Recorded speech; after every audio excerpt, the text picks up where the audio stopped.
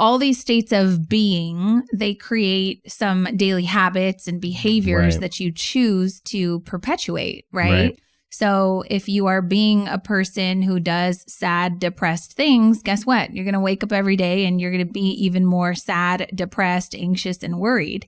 And so we're going to talk to you today about your state of being and maybe how you might be choosing to be this person unconsciously. Welcome to the Push Podcast. Why push? Because a nudge is just too friendly. And friend, we're here to help you get your shit together. I'm Eddie. And I'm Janelle. And we're the Copelands. We've got 3 daughters, 2 businesses, a mortgage, and lots of responsibilities. So just like you, we're struggling to find that perfect balance of ambitious go-getter hustle while still staying present, loving our kids, and working on our relationship. And doing the laundry, going to the grocery store. Oh, and don't forget being mindful. Yeah, all of the stuff. So if you're juggling all the things, but you're also trying to get to the next level, guess what? You're in the right place. So get ready to be pushed. Hey guys, you're listening to episode number 13 of the Push Podcast. Oh, I'm so excited for today. Me too. So we want to talk to you about the season in life, the season of life. Okay. That you're in right now. So I ran into one of the girls at Costco. Right. Shout out to Jasmine if she's listening. I gave her a card to listen to the Push Podcast. And we were talking about just like the holidays and the seasons. And I had told her that we did an episode on chaotic holidays and stuff. And she said, did you talk about how like people, if you work in retail, you can really start to hate the holidays because people are so mean and all they care about is running into Costco and getting their gifts and just being rude. So sometimes the holidays puts you in like a bad mood, right? Right. So we're recording this, or you're listening to this December 17th. We are now 14 days from a new decade. That's amazing, right? Dang, that's crazy. And all the people we've been talking to have been talking about how the year 2019 has just flown by. And so I want to talk to you as we're wrapping up the new year about, did it go by really fast? Like, did it fly by for you? Is zooming? Is that the kids say? It was zooming? It was zooming. Jordan would say that. Yeah, I think every year at some point seems to accelerate right after like June. That's what old people say, though. Really? Yeah, they say like time flies by and all this. But it feels like you get through January and then like for us, we have like the season of birthdays, right? So it starts with my birthday. Mm-hmm. Well, really it starts with our anniversary in January, then your sister's birthday, and then it just kind of like snowballs. And before you know it, it's my birthday, then it's yours, and then it's the girls.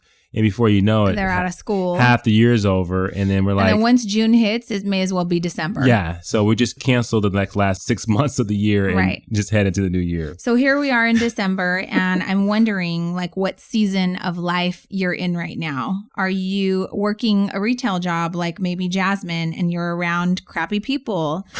And that kind of puts a damper on this season in your life. Are you a teacher maybe who's on a break away from school, you're taking some time off? Are you maybe overindulging in some unhealthy food over the holidays? Are you spending a lot of time watching some movies with your kids and being kind of sedentary in this season? Are you a person who works from home and maybe your kids are on break and so they're home, it's loud, it's causing extra stress for you, you have to still get your work done, your boss doesn't understand? So maybe you're in a stressful season or a bad season or a good season or, I don't know, several different types of seasons. And so I want to ask you, who are you being in this season right now? Yeah. Are you being a person of integrity, keeping your commitments? Are you a person with a short fuse? Are you being a person who's maybe snappy with people that you love? Are you energized in this season? Yeah. Are you inspired? Open to learning right now? Are you being a contributor? Are you a person who's being super productive and maybe working too much? Are you in a season of frustration? Maybe you're sad, maybe you're depressed, anxious, or worried. I just kind of want to know what season you're in. Yeah, and these are seasons, I think that these are like states of being that people either that this is their behavior or they start to self-identify themselves as these things consciously and unconsciously. So maybe you don't know, that you're being a snappy person. But if you were to ask your husband or your partner for some feedback, they would say, hey, you know they what? would tell you. You've been real snappy. Right. Or maybe you are feeling some type of depression, right? And so you start to self-identify as a person that is depressed. So these are different seasons that people go through, especially during the holidays, because we've talked about on another podcast where sometimes the holidays can magnify how you felt, how you're currently feeling in this particular season. So who are you being? Right. So all these states of being, they create some daily habits and behaviors that you choose to perpetuate, right? So if you are being a person who does sad, depressed things, guess what? You're going to wake up every day and you're going to be even more sad, depressed, anxious, and worried. And so we're going to talk to you today about your state of being and maybe how you might be choosing to be this person unconsciously. Yeah. And also how those states of being may feel like you're being victimized because of your current circumstances, right? So yeah, I love that. Being a victim of your current circumstances. That kind of reminds me of a movie that I used to watch when I was a kid. You guys might be a little familiar with it. There was a scarecrow, there was a lion, there was a tin man, and then there was Dorothy. Yeah, and don't forget about Dorothy's little dog. Toto. Yeah, so it's a little dog too. We're talking about The Wizard of Oz, and I think when we were talking about the title of this episode, one of the titles was If I Only Had a Brain and Other Lessons from The Wizard of Oz.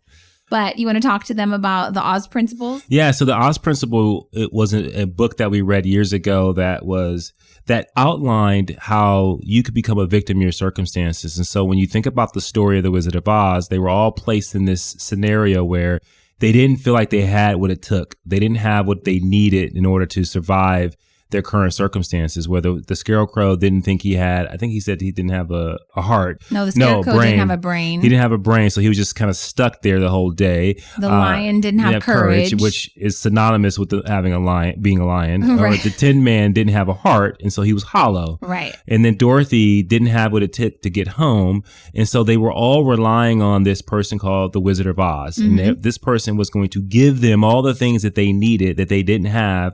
And because they didn't have it, they were a victim. And if you remember the story, they were all a victim of this situation. Well, I was made and they stuffed me with straw, but they didn't give me a brain. Or the Tin Man, they didn't give me a heart. And when you watch the story unfold, what they come to realize is they had what they already needed the entire time. Right. And so then that led me to the second potential title of this podcast, which was Girl, Wake Up. You have everything you need. Yeah. So Dorothy, all she needed to do was click her heels together and she could have went home at any point. And so I think the reason why we're talking about what's your state of being is because they were being without, right? And so they felt like they had a lack. I didn't have courage, so I can't be a real lion. And what that did is it perpetuates their behavior. And so they acted cowardly, or they acted like they were stone cold, like the Tin Man and didn't have a heart. But when it came down to it, they had those things. Right. And so once they stepped into themselves, or when their selves was revealed to them, then they believed that they were who they thought they should be. So the Push podcast is designed to push you to see who you really are. And today we're going to kind of dive deep into a little bit of that and those beliefs. So I'll go first and then you can go. But I think one of my beliefs that was limiting was that wealth just wasn't something that ran in my family. I say that with air quotes, right? Because we tell ourselves stupid things like that. Like, people in my family weren't wealthy. So if I was having money issues or finance issues, then maybe just people in my family, we don't come from a family of money. So then I can't be a person of wealth, right? So then guess what? I wound up not managing my money or doing the things that wealthy people did. And that was mostly in part because I didn't know what things wealthy people did with their money, right? So then I started to question my beliefs, which I had to. And in order to start questioning, is this really true? Is it true that wealth is not something that's available to me? Of course, that's not true. I had to start asking better questions. So I had to start figuring out, what do wealthy people do? Well, I don't know. So in order to answer that, I had to research that. I had to start learning about that. I had to start reading books and listening to podcasts and doing things to learn what to do with my money, right? Yeah, and that's so interesting in your story. I hope you guys catch that, because the act of wanting to be wealthy all of a sudden puts you on a journey that I'm sure wealthy people do, is they figure out what is it going to take to create wealth. And you did that. And that is the first part of being. Right. So, but I think people get tripped up when they say, well, I don't know. I don't know what wealthy people do, or I would do it. Yeah. And that's the thing. Like it's so crazy that people don't realize that everything is a journey. Everything is an expedition to find that true thing, that one thing that you need to know, or the many things that you need to know. And well, also everything is Googleable, or in the words of Marie Forleo, everything is figure outable. Yeah, right. absolutely. So we're in 2019. You could literally find anything. You could ask Siri. So what did you believe, like maybe recently or when you were growing up? What belief did you have that didn't serve you? Yeah, I believed because, and this is interesting because I think certain things came, I would say, pretty easy to me. And so I felt like I was a talented person, right? Like so sports came easy. Selling came easy to me. Being a people person. Being able to really be charismatic and really use influence was something that came easy to me. And I thought, wow, I'm talented, right? Which is the ego talking. I have these skills, so people can't wait to pluck me out of this situation and give me what I need or promote me or embrace me. And so what I felt was when my talent was enough and I just needed to wait until someone found me. So you thought you'd be the chosen one. I thought I would be the chosen one. For so long, I believed that. Right? So wait, did you hear what Eddie said, you guys? He said, I thought I would be plucked out of my current circumstance and I would be chosen by someone else. Right. Waiting for permission, thinking that I just needed to show up. And if I showed up, then someone would select me. Not knowing, and I think I owe this to my wife, not knowing that I have to be a self-advocate for myself. I have to ask for things that I want from people and not just God. So you can't just pray and then just go, okay, God, I prayed. Now I'm just waiting. Like you got to actually do stuff. And I think that I watched her be a fantastic self-advocate for herself, that it made me understand that, wow, you can be as talented as all get out. But if you don't put yourself out there, if you don't make yourself vulnerable by asking for what you want, then you will never be selected. And I wish the girls were here to tell you, like, what's my motto in life that I tell the girls? Closed mouths don't get fed. Right. And so ladies and gentlemen out there, I mean, I love that you gave me a little bit of credit for that. Thank you, honey. Yeah. But I think that you would agree that caused some problems in our marriage early on is that, like, we wanted to get promoted. We wanted to move up the ladder. And Eddie's so nice and charismatic that he thought that, just don't you see me? I'm tight. Right. And I was over here asking for stuff. Right. I was asking for raises, asking for promotions, asking to be transferred. And what happened? And you got those things. Right. And what's so crazy is that I look back at my childhood and I remember not really asking for anything ever. And so when you think about that, like that's something that you pull and you think, okay, that's how I live my life. I don't ask for these things. But that taught me, like, wow, you have to ask for things. Right. And so that belief system that I had from being a child to being an adult didn't serve me to the level that I wanted to go. And so that's the thing I would say just at this point in time in this podcast is, what is the belief system right now that's ill-equipped to taking you to the next level? Because I definitely had that belief system that, hey, as long as I showed up and I showed the world that I was talented, that I would be selected, that I would be on the team, that I would make it. And that was not the case. Wow, that's good.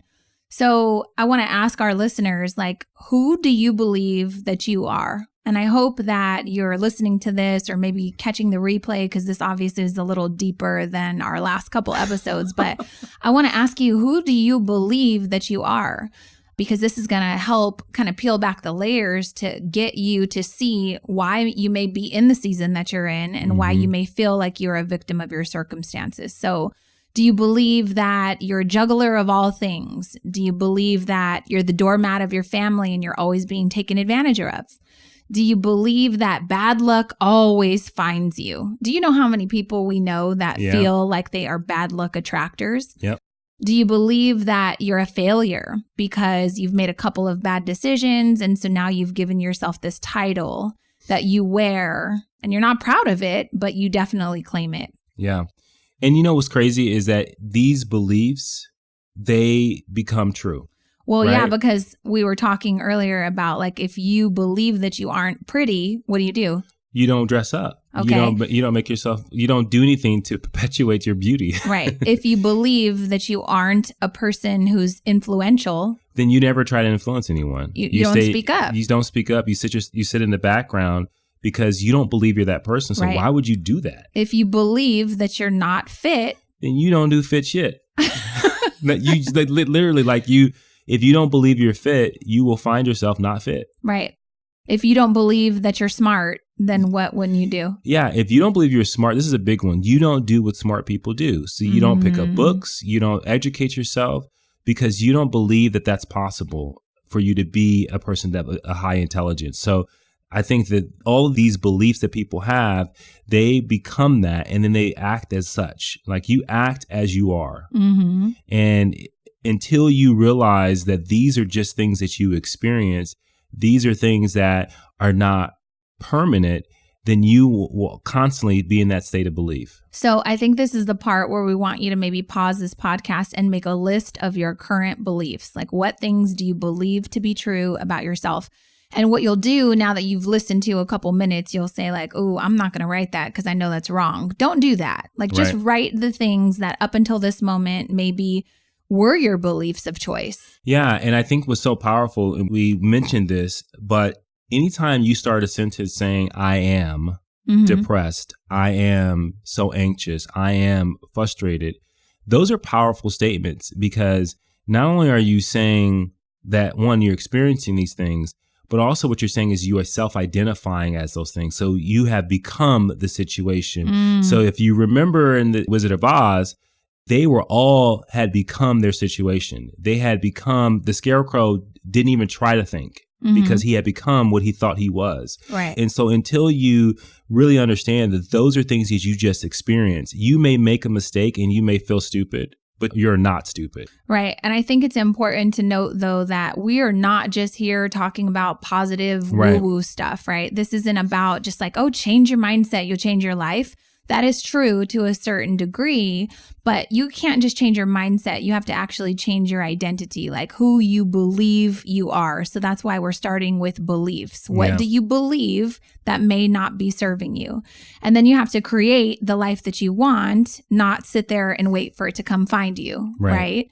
And so I think it's easy to do what you think you are. Like you said, if you're not a fit person, you wouldn't work out, right? But let's talk about some other things that are easy for you to do because you've placed a label on yourself. So I have a friend that says, well, I'm always late. You guys know that. She just owns that. I hate it. Like you're not a person who's late by... Like you weren't born late. Like you choose to be late. Your ass is running late all the time. That's something you choose. You're actively in pursuit of wasting time. You're actively in pursuit of being late. It pisses me off. Like you're not a late person. You're just always late. You're choosing that, right?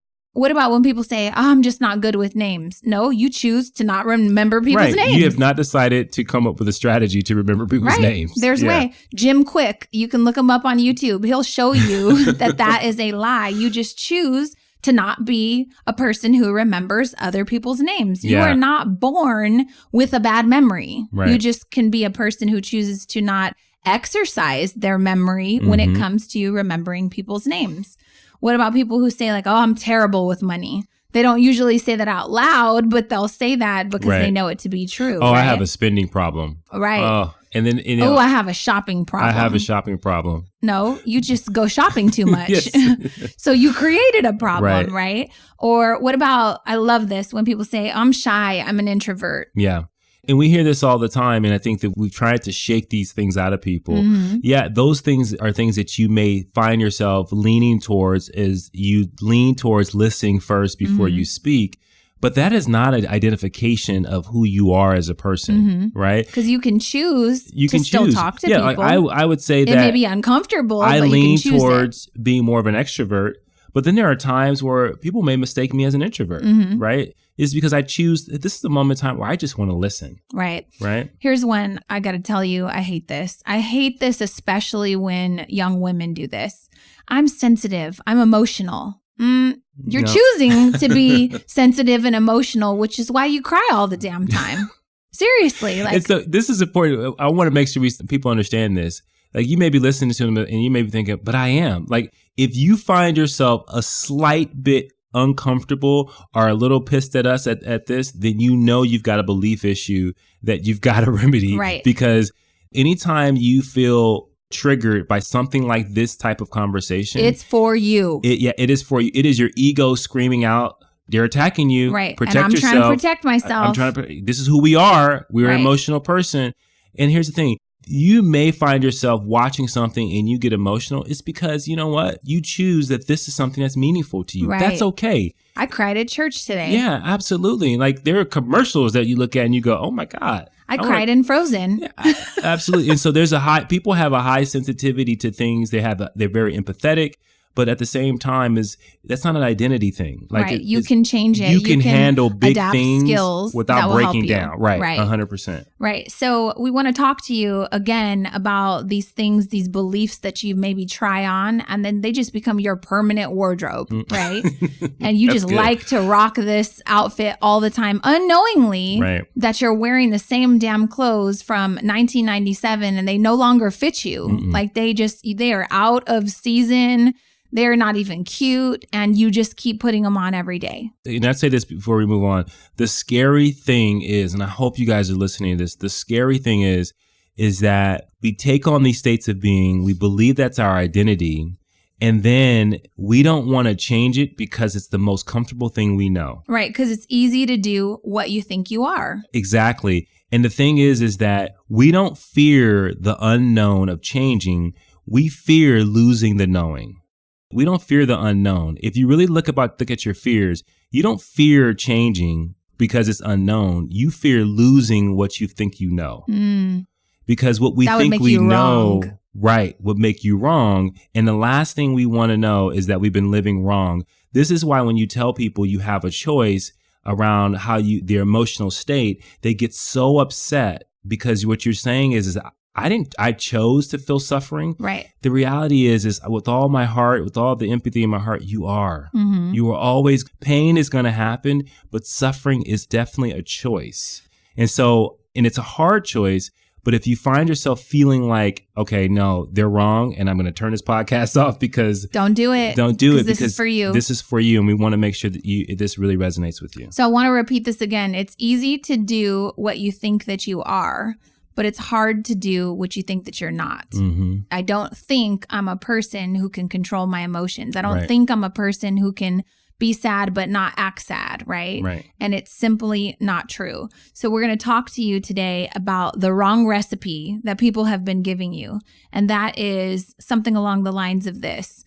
We say things like, when I have blank, then I'll be able to finally do blank, and then I'll be blank. Right. So let's use health as a good example, because I think if we really peel back the desires of humans, it's either going to center around health, wealth, or relationships. Right. So if I had good health, right, because everybody wants to be healthy, they want to live a long time, they want a fit body.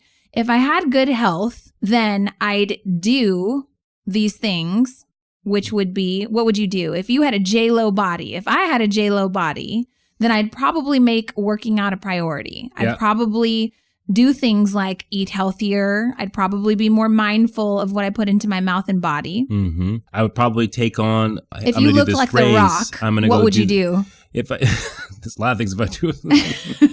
Like what? You said there's a lot of things. What would you do if you look like The Rock? If I look like The Rock, I would get more tattoos. No, I'm just joking. If I look at The Rock, then I would work my ass off to keep that. Okay. Right? I would look at and I would measure my food. I would do all the things that would maintain that identity that I have kind of created. So is it true that if you had a body like The Rock, you'd do things that healthy people do? Right. And then that would make you be a person who's healthy. You'd be probably an advocate for health and wellness, right? Right. Because I would tell you the biggest change that I had socially when I started to get it into health was everyone wanted my advice. They were like, okay, what do I eat? How do I do this? How do we do that? Which feels great because you can be a kind of a conduit to good health. You can share things that you've learned about your journey. It definitely changes your identity and who you think you are. Right. So here's another one. If I had more money, then I'd do blank, and then I'd probably be a generous person, right? So if I had more money, some of the things that you guys are thinking, well, if I had more money, I'd donate more for sure. I'd pay my bills on time. Mm-hmm. They wouldn't be late. I'd be able to probably manage my finances better. If I had more money, I'd learn more about investing then. Mm-hmm. If I had more money, I would definitely save and I wouldn't be in trouble when I ran out, right? And then I think you would become a person who's maybe a generous person. You'd become a person who's wealthy, a person who gives, right? Let's talk about relationships. If I had better relationships, then I'd probably make time to nurture those relationships. I'd reach out and I'd connect more with the people that I love, that I cared about. I'd go out of my way to be supportive of my friends. I'd be there when they needed me. And then I'd be a person who had meaningful, fruitful relationships. I'd be a supportive, loving friend. That is like, there's people right now listening to this wishing they had better relationships. And they're going, I wish I had better relationships. And you just gave them the blueprint of how to create that. I'm curious how many people take that on. Well, let me give them another example of the bad recipe. Remember, this recipe is if I had this, then I'd do this, and then I would be this successful person, right?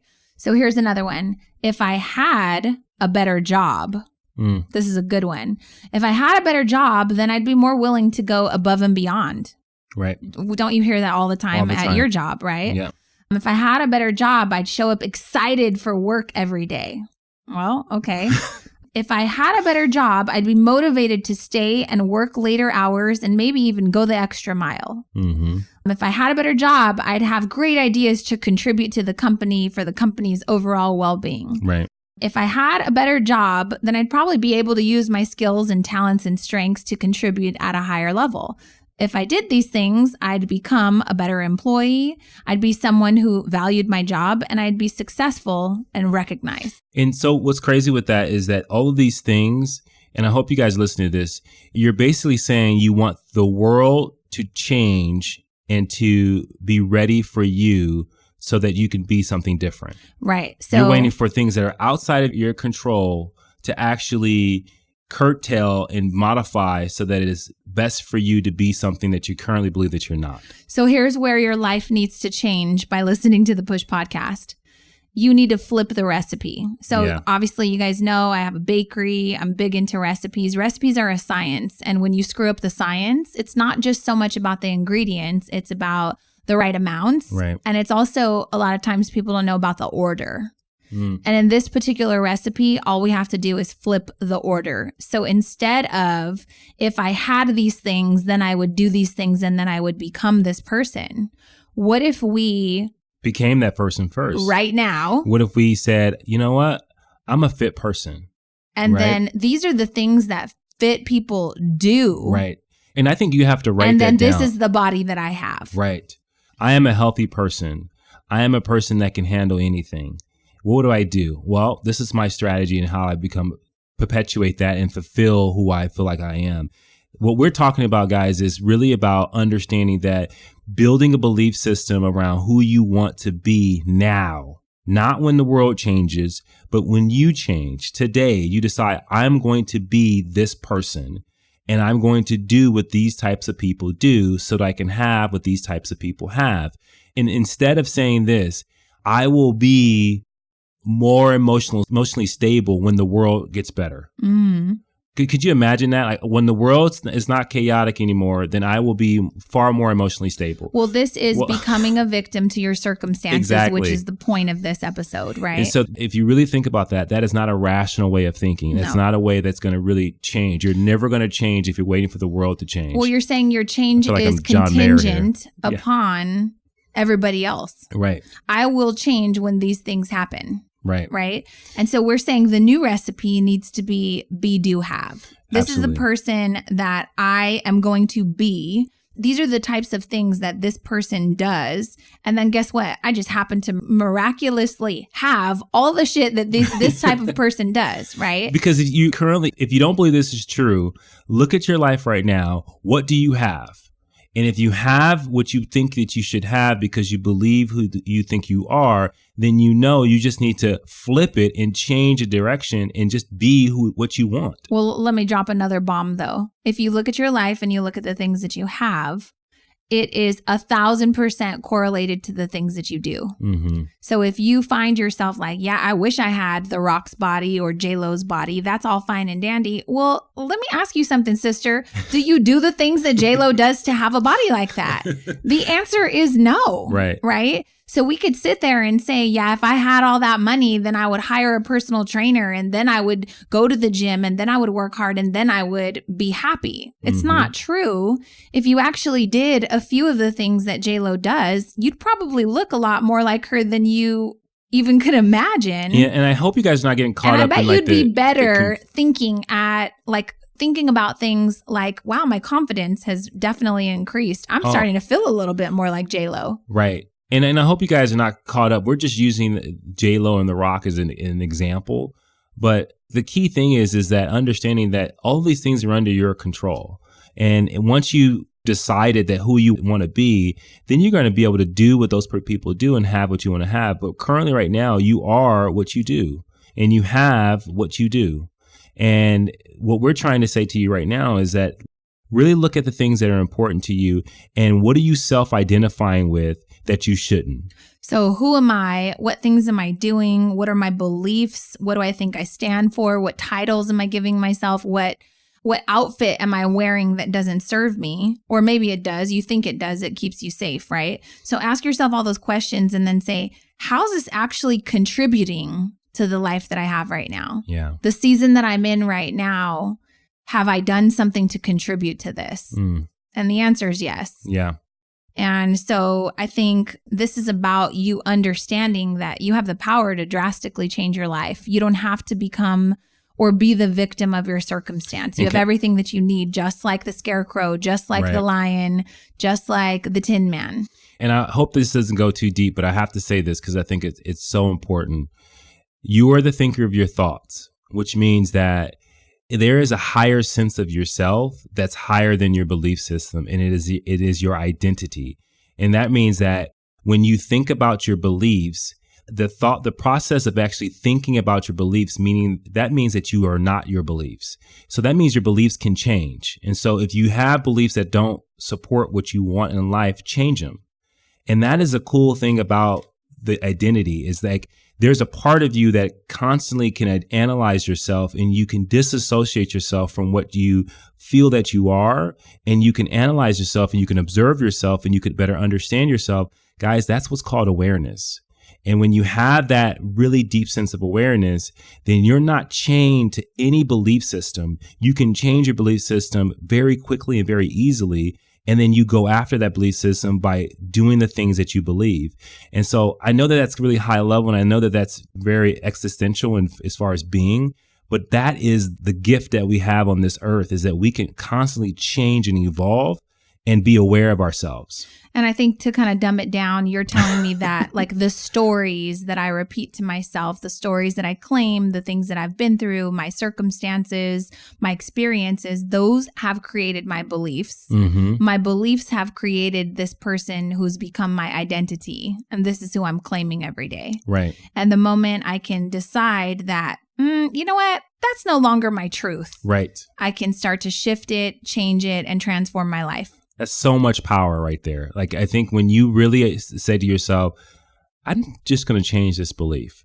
And a lot of times we need to see something. We need to experience something. We need this podcast to illuminate something that we know to be true. Like, you know that you can change your belief. The sad thing is that we're scared to do it. Well, because then you have to shed what you believed to be your truth, right? Which might make you feel like now I'm a liar, or now I'm behind, or now, I've been somebody that didn't even know this and I've been the victim. And the victim sometimes feels good and empowering because like you're in control.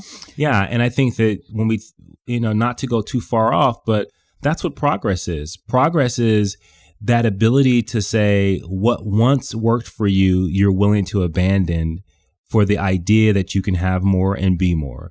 and something that has worked for you, like I was sharing with you, my belief system had worked for me to a certain point until someone else, my wife, had to show me, that belief system doesn't work anymore. Mm-hmm. And was I willing to abandon what worked for me once to take on a different level?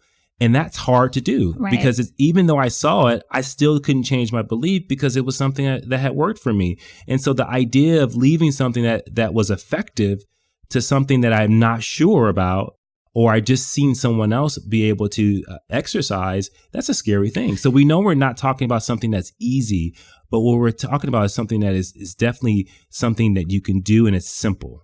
And also, I mean, we're going to have some skeptics out there that are like, well, yeah, that might have worked for you, but that doesn't work for someone like me. Again, of course, and it won't. If you're triggered and if you believe that to be true, then you're going to stay stuck because whatever you believe is actually what's going to happen. What you believe, you get. So if you believe that you're the thinker of your thoughts, which is what we're telling you, then that means you're the creator of those thoughts, and that means you can change those thoughts. Mm-hmm. So that means that you should be feeling super empowered right now, right? And I had this conversation with my friend Sophia like months ago, and she said, well, that's great that I'm the thinker of my thoughts, but then how do I change my thoughts? Like when negative thoughts creep in, how do I change those, right? Ooh, that's like a whole other podcast. Well, I'll just tell, it is another podcast, but can I answer it? Yeah. You choose different thoughts. Absolutely.